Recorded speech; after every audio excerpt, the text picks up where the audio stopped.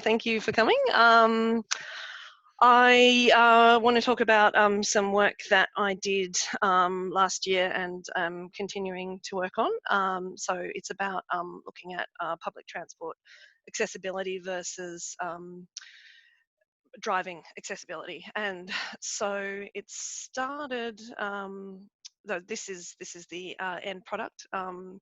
So, well, it's a 1,000 point version. I've run more points, but I haven't had time to map them yet. So what it shows is this is kind of like starting at the end instead of at the start. But what it shows is the predicted public transport travel time from each dot to a dot in the middle, which is my office, 1 Spring Street. And so it compares, it takes the public transport travel time predicted by Google Maps and subtracts the driving time predicted by Google Maps in traffic. So it's not a it's not a final answer. It's not definitive, but it's a rough proof of concept, which I did to show that this was possible for my work. So a bit about me to start off with. I love data, maps and trains. And I particularly like new railway lines. So working in the Department of Transport is probably a good spot for me to be. A little bit about my background, so mostly science and maths. I've worked a lot. I'm a lot older than I look. I spent about a decade working in accounts, but I've always been a numbers person, and so I've sort of slowly morphed from accounts to analysis to sort of programming and transport planning now. So I did move to New Zealand for 3 years, and I worked on the electrification of the Auckland railways, which was fun.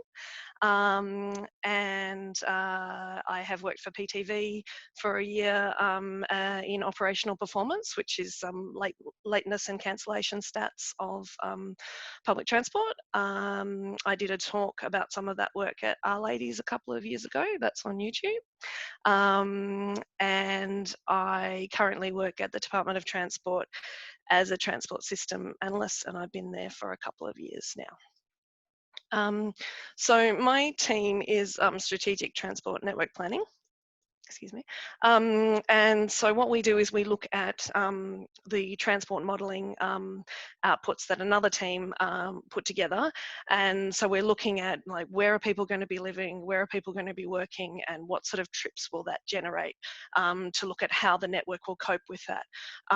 So we look at, where do we need to be moving more people, and it from A to B, and it should be, we try to be mode agnostic.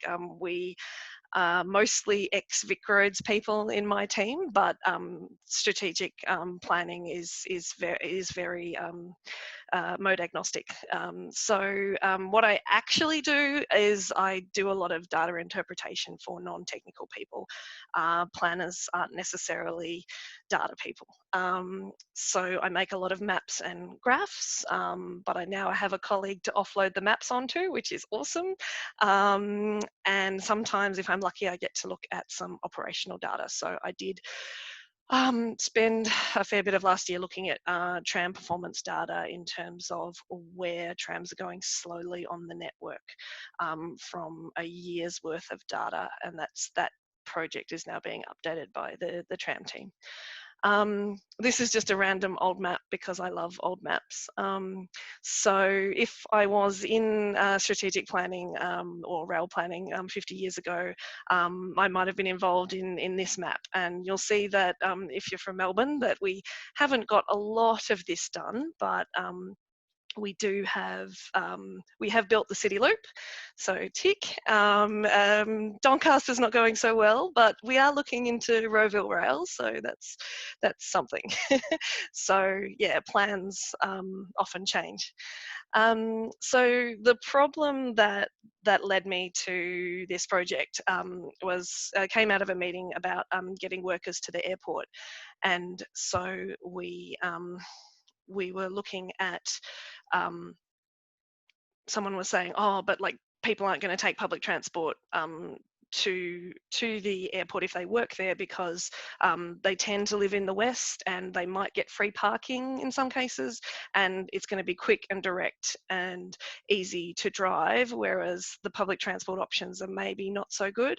I haven't sort of looked into the detail of this, but you have to consider that it's always a choice that someone makes, like whether they want to drive or whether they want to take public transport, and it will be that choice will be changed by their perception as well as the reality of how difficult it's going to be. So I guess the point that came up was that if driving is faster and more reliable, you're just not going to choose public transport.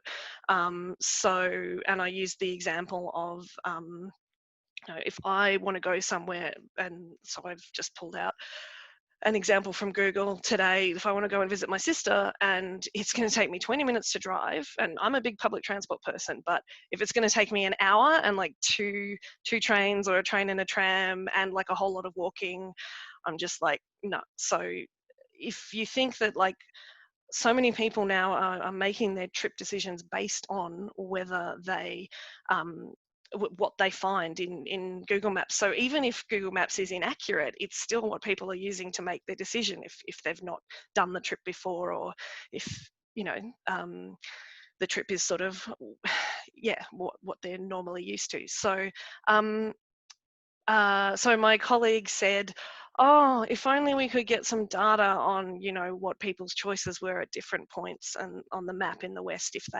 they work at the airport. And my famous last words were, oh, I can do that. So I went to a talk a few years ago that Dave Cooley did on some Google Maps API wrappers that he's put together in R, and so I knew that it was possible to automate the collection of this data. So I started my journey in this epic project. So this is the talk plan. So I have to tell you about some jargon, which I've probably already used and you probably don't know what I was saying. We're going to talk about generating origin points, which so obviously there's a whole lot of dots that you start from and you're querying going to the destination point. The API can only run 100 pairs, OD pairs per call. I'll explain that. So you need to just do some housekeeping to get that working. And then, then number 3, you have to get the data out of the nested lists. And I'm not a fan of nested lists at all. And that's going to be my week. I have to fix my code. So 4 is using Leaflet to plot the results. You're going to need to think about the data that you've got out and whether you need to take some outliers out and adjust the scale. And then there's sort of a fair bit more that this doesn't do, and what ideally you would need to do to actually use this for something. The picture here is a 1920s isochrone, which I'll explain in a minute, of how long it would take you by rail or tram to get to the city. And you can see that, sorry, I love old railway lines. You can see that the Q line's still there and they're just proposing the Glen Waverley line. So right, so jargon. This is an empty train the other day during COVID. So PT is obviously public transport. In this case, it does include the time walking to and from stops and interchanges. PV is private vehicle or car, obviously. We have strange names for things in planning land. An OD pair is a trip between an origin and a destination location. And a centroid is the middle of a shape. So you can have population weighted centroids or employment weighted, but we're just looking at centers of shapes here. So a shapefile is a file sort of format used by GIS, software to store points, lines, and or polygons for maps. Mode is obviously the mode of transport that you're using. Mode shift is moving from one mode to another, and I'll explain isochrones and choropleths. I hope that's not like too simple. I assume that because I say this stuff all the time, I thought I'd better explain it just in case you don't know what I'm talking about. So an isochrone, so these maps are kind of sort of isochrones, but not really. So an isochrone is like an isobar where you have pressure drawn on a map. You join up areas with the same distance, the same time taken to get somewhere. So it's sort of a time instead of a distance measure. And so this old one is from a 1954 planning scheme where they looked at putting the city loop through Lonsdale Street or whatever that is, and how that would change, how long it would take you to get to different parts of the city. So here is an isochrone that might make more sense to you. Looks at how long it would take you to drive to different places from or to different places, and with the Melbourne being the middle of Melbourne being the origin or the destination. So this is a roughly 10-minute. This is an open source, open route service map for driving. So it gives you an idea of kind of colouring by time rather than any other variable. So a choropleth is kind of similar but different. So a choropleth is where you've got a shape, like so in this case, usually suburbs, where you would have data on a particular area and you colour that area based on the data. So this one was made by a colleague who loves to get into the ABS data, particularly the journey to work data. So it's worth checking out his blog. It's chartingtransport.com.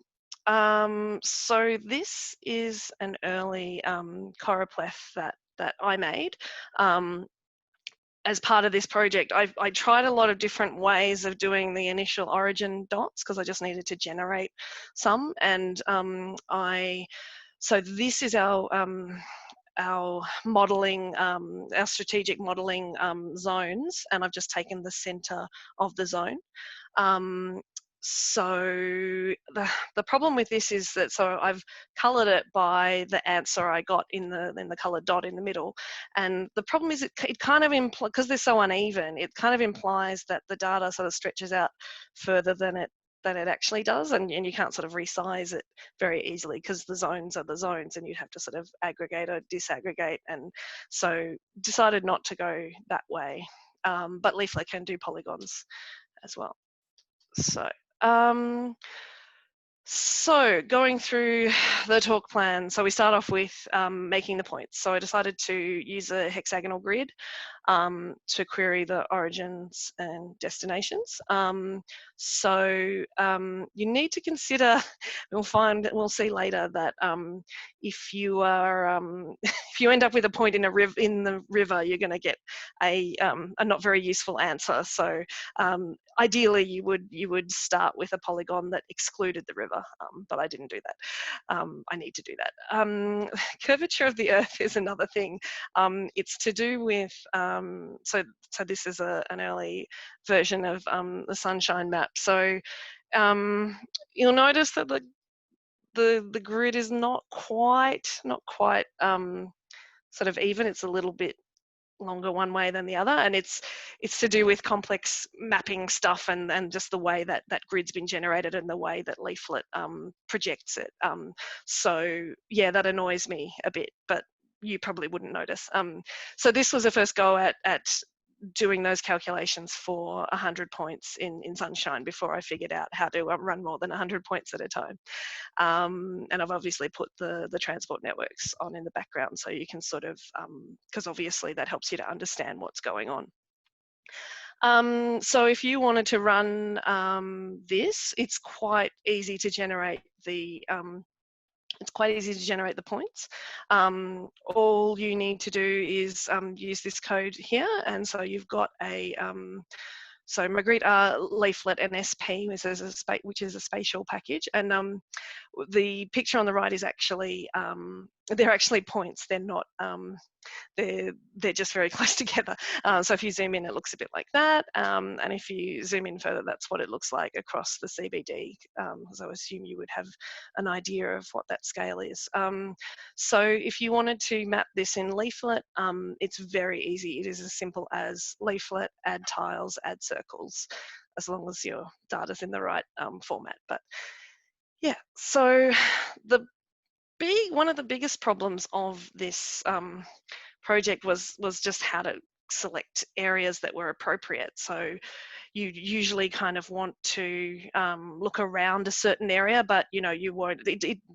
The API isn't free, so you can't run thousands and thousands of points, and you want to be able to zoom in on the right spot. So initially, I thought it was quite a difficult problem, but I Googled it, and there's a simple solution. So just calculate the distance you generate your grid, calculate the distance from each point to the destination, sort by that distance, and then just take the top of the list, and that will sort of effectively fan out around your I call it origin centroid. But yeah, and you don't have to mess around with trying to select particular areas. You can do that too, but yeah, that was easier for a big network view. So this is the code that does that. So straight from Stack Exchange, and as simple. Well, I did have to alter it a little bit, but and just a sort in order to get them in the right order. So and it doesn't matter if it's not exactly the right distance. So then number two, so to actually run the queries, once you've got your origins, you need to, so I'll just open up the timer so I know if I'm taking too long. You need to set up your free trial with Google Cloud, and like I said, 100 points at a time, so you need to split them out. And so this is the code that I used to do that. So it's just a split function, and then it makes a list of data frames. And so then you need to put rearrange the data back into a format that the API can handle, which is that code. And you then can run the queries. So it's so this is the Googleway Google distance function, and so I'm just writing a function around that. So I just chuck 100 points at a time at it. I'm calling it destinations because that's what it's called in the code, but I'm only using one destination to make it easier to handle the output. You put your API key in, you tell her what mode you want to use. Obviously transit is the US word for it. And you can even request like just train or just tram or bus, so you can get quite detailed with that. And I just put a time, I just record the time so that I know what time that departure was run from if I load it later. And I put my different modes together in the same output nested list, and then because then I can pass it back. So this is how I feel about nested lists. I hadn't used lists at all before, pretty much, so that was lots of fun. So you could use a really ugly and terrible for loop, and this is definitely not what I did when I was in a hurry. You can use the Googleway accessor functions, which will make things slightly easier. I would definitely advise using functional programming, and that's what I'm going to be working on next week. And some links for some documentation. So number 4, using Leaflet to plot. So Magritte R, if you don't know it already, you will need to learn it. It's very useful, particularly for the layering, so which I talk about in my previous R Ladies talk. So you can add background tiles, points, polylines, polygons, and tooltips. So this is, if you want a blank map, you do have to show it where you want it to center on. So this is just Melbourne, obviously. I don't like the default tile set, which is OpenStreetMap, so I just use the CartoDB Lite. And so it's as easy as just putting the URL in, and I've got in the source code, you can see there's links to, you can Google other base maps that you can use. So to add points, it's as easy as this. And you can give them a color. And you can use palettes to color them as well. If you want to put network files on in the network paths on in the background, this is where you can find them. They're publicly available.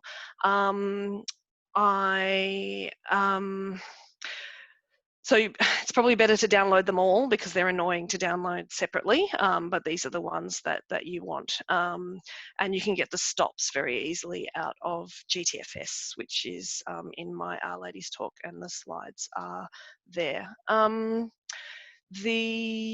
So you can also, so this is the code for adding polylines.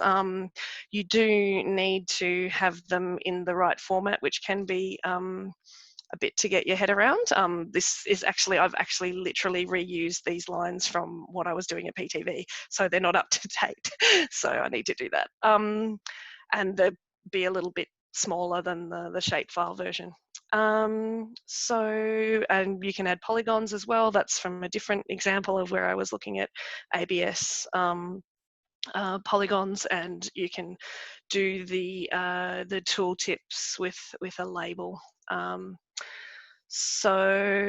change the fill opacity. To add a legend, this is how you do it. And I've used our color brewer there, and this is how you do a scale bar. And so that's sort of all of the things that you need to know to make this map, apart from the joining the data on to the leaflet sort of side of things is fun.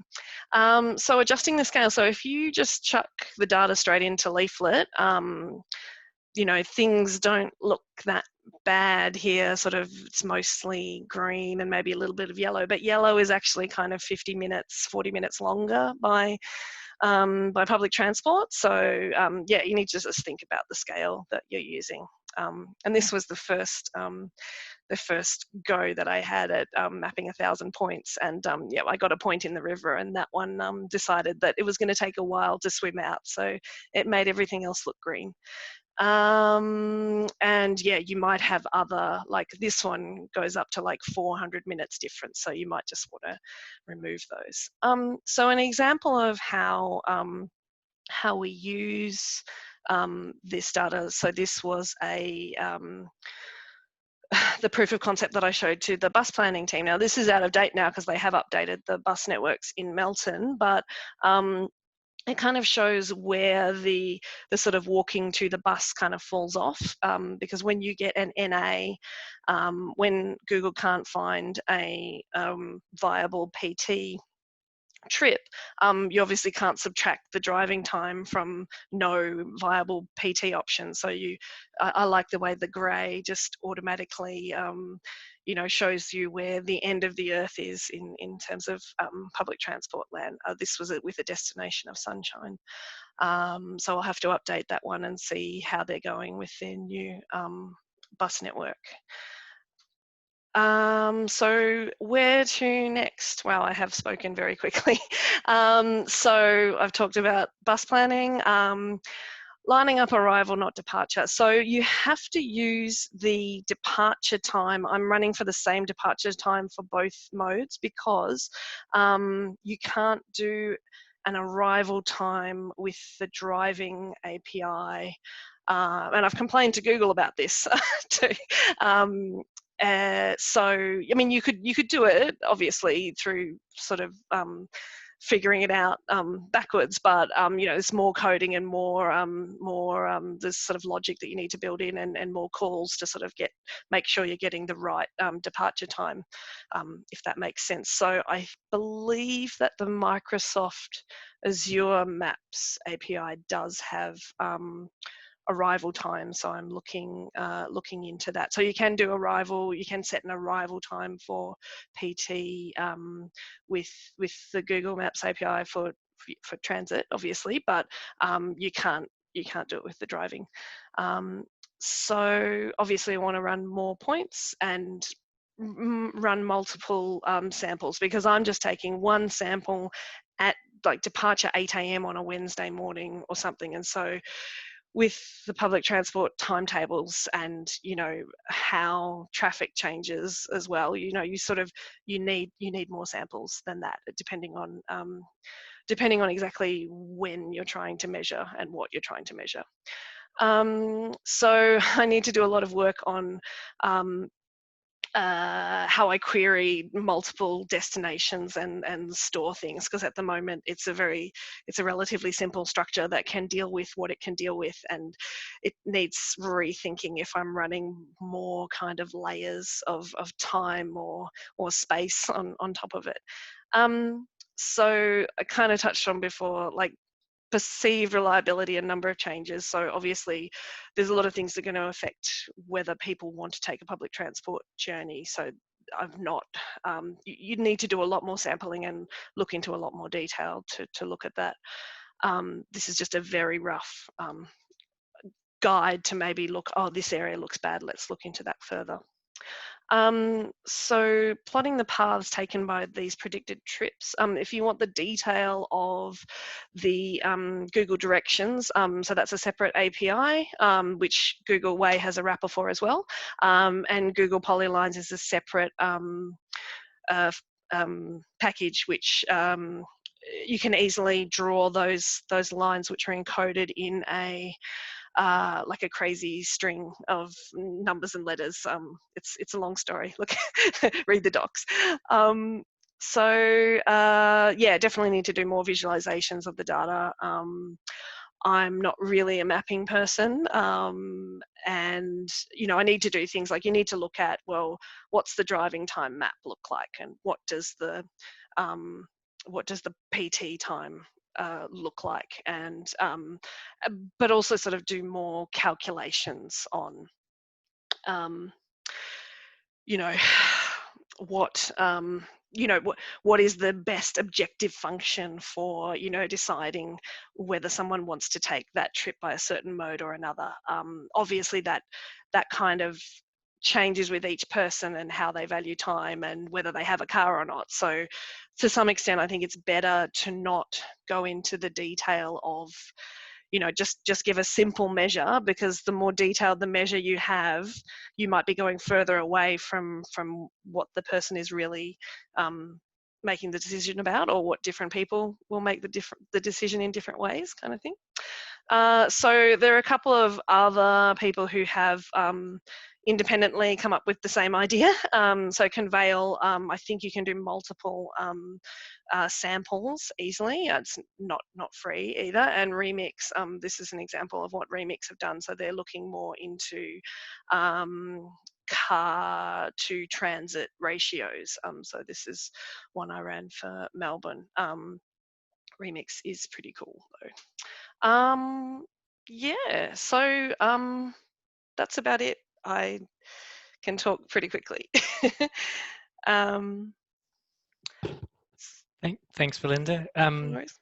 Yeah, that was great. We've got a couple of questions coming through. Yep. Do keep them coming, everyone. Yeah. So the first one was, are you considering paying for APIs in order to increase the scenarios?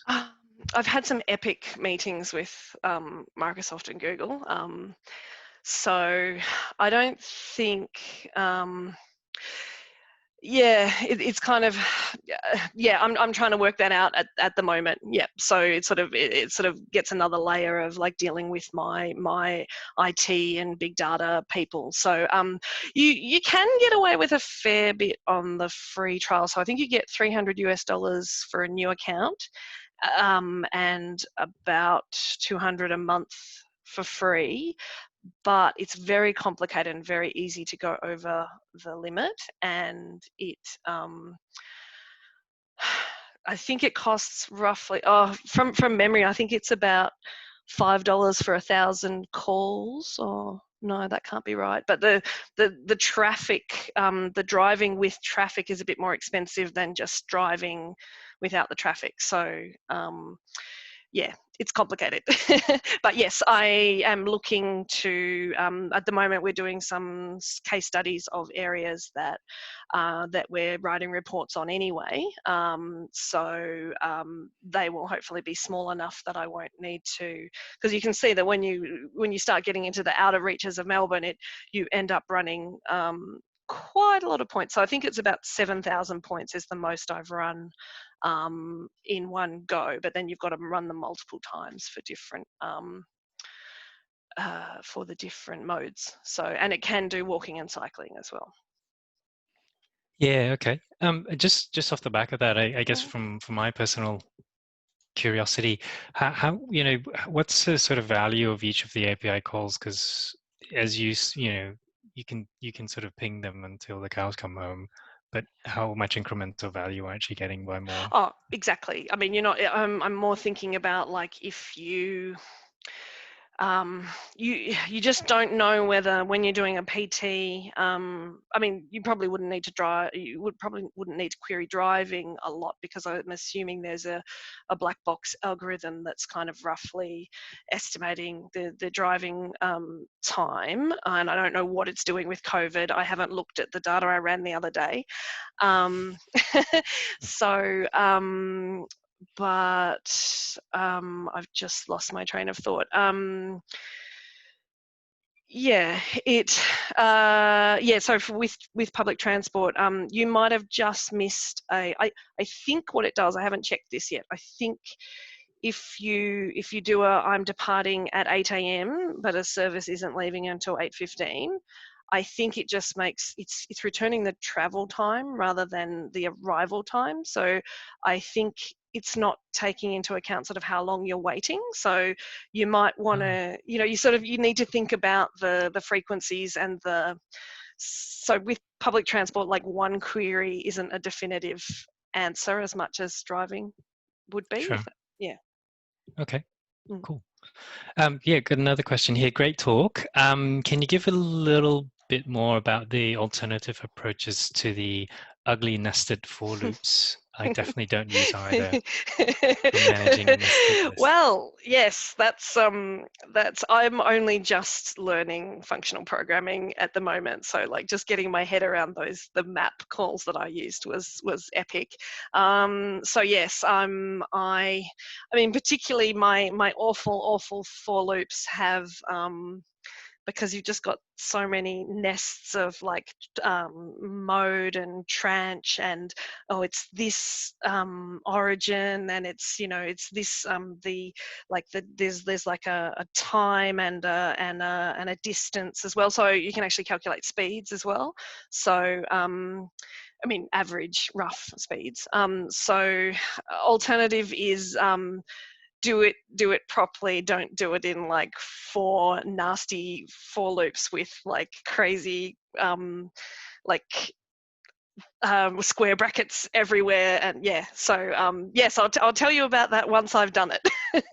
Yeah. So when you say functional programming, are Yeah. you sort of meaning writing a function to get different nests out? Is that sort of Yeah, what you mean? and also like what the way I did it, like I was in a hurry, and so once I got it working for one mode, I just copied it and I changed the name of the mode within, because the mode name is in all of the little nested nests. And yeah, so Sure.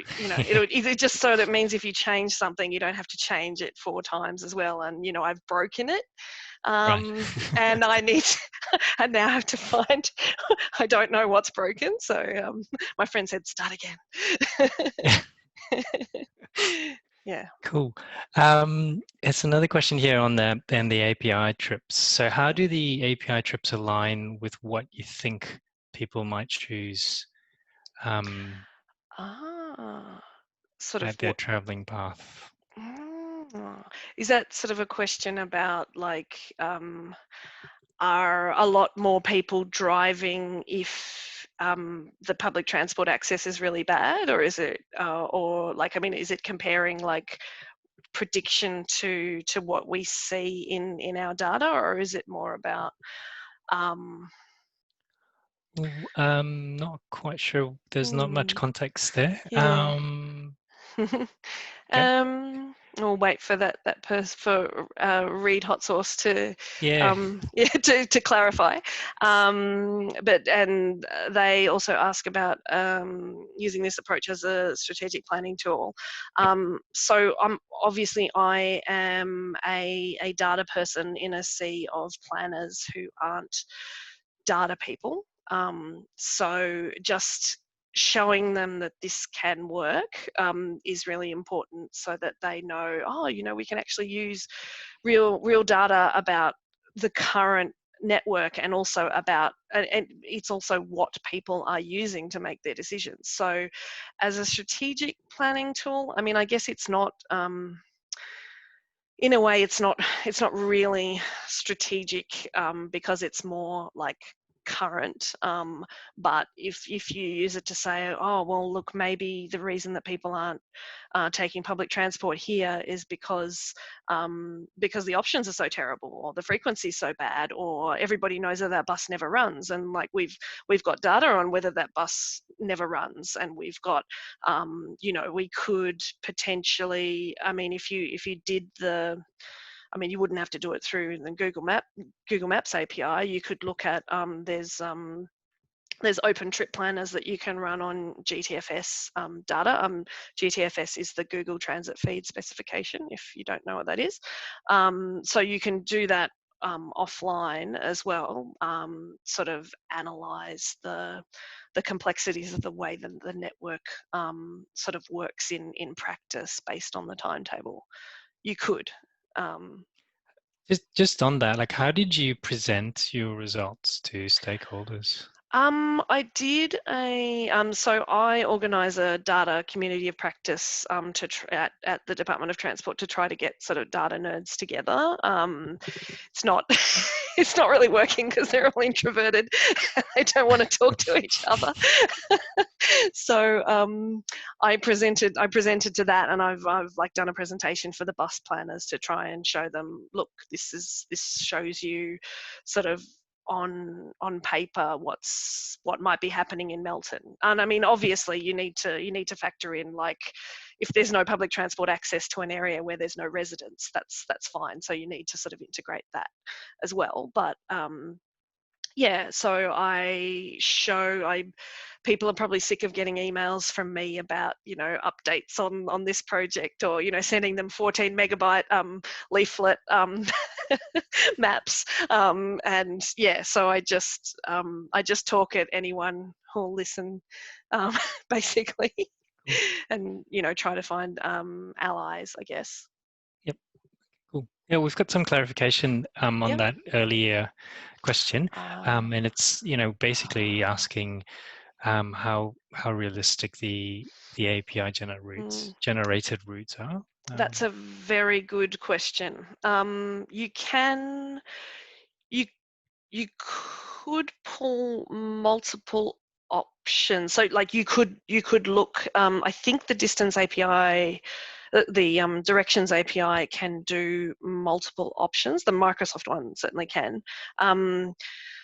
So you could compare the different possible options, and you could look at, you know, what, I mean, we don't have very good data about what trips people actually take, but you could try to compare it to what you're seeing. But like, that's kind of like, I mean, the first thing I would like to do with this is to, and I haven't had time because I've been working on other things, is to look at, well, does it make sense, and does it tell us anything useful? Yeah, so it might be interesting to look at it compared to, you know, on top of mode share maps, or yeah. So that's yeah, what I'll be probably looking at soon. Yeah. Cool.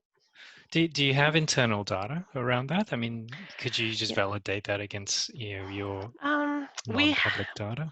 We have a travel survey called Vista, but I don't think it's not a very big sample size, so it doesn't really, and there's you can take journey to work data from the sensors, so yeah, you could definitely, the journey to work data is pretty gnarly, the way it comes out of the ABS, so yeah, you could validate it, but like I said before, if people are being told to go this way, like, sure, people might not go that way, but people who don't know the route would maybe take Google's advice. So yeah, I don't know the answer to that, but I think it's more of a very big picture kind of tool. So it's not necessarily, if it gets one little thing wrong, it probably doesn't matter in the scheme of things. It's more like, okay, where is the access really bad, and can we check that it really is that bad, and how can we fix it? Yep. Yeah. Yep, that makes sense. Cool. Just one more question from Rachel. You mentioned curvature of the Earth was a factor to consider. How was that taken into account? And on a related question, are there options to play with different types of map projections? Now, I asked my mapping person about this the other day, because I don't know a lot about this, but I think he said that Leaflet only does a particular projection. So what I've actually done recently is I've got him to generate hexagons for me within mapping software, and I'm going to try running those centroids and see if they look a bit better when they're mapped in Leaflet. But yeah, it might be that you actually have to map them in a proper software in order to not get that warping. But yeah, I will. I'll have to wait and see how my latest data run went and how it maps. Okay, cool. I hope that answers the question. We only have yeah, it seems like we don't have too many participants. So just because of that, I think if there's anyone sort of that doesn't really want to type but does still have some burning questions, please feel free to unmute yourself and ask a question. But otherwise, yeah, that's great. Thank you very much for No worries. your talk. And I'm also just wanted to check whether you'd be able to sort of post your slides or the code that you've generated. Yeah, so the slides are online. The code belongs to the Department of Transport, but I mean, I can, if you email me, I can try to do a how-to, because I'm sort of I'm training my poor colleague to learn how to use my awful for loops. So I'm gonna have to clean up the code anyway. So yeah, just email me and I'll see what I can do. But yeah, I can't like post everything online, but yeah. Sure. No, that's fair enough. That's fair enough. Cool. Yeah, looks I think that's about it. Hopefully there's no more questions. And yeah, lots of congratulations. I'm sure you can see the yeah, thank you the comments everybody. yourself. Thanks. Thanks again, everyone, for joining us online. And again, thank you to Belinda for that talk. That's really cool. I really like the old maps as well. I was trying to work out. There's more even. Like I didn't even use them all.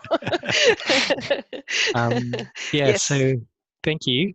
Do keep a lookout. We'll try and run another meetup, I think, next month. We're just trying to work out what we do, whether hopefully it can be online, in person. Which is not so awkward, but we'll see how things go. Otherwise, thank you. Thanks again. Okay, thank you.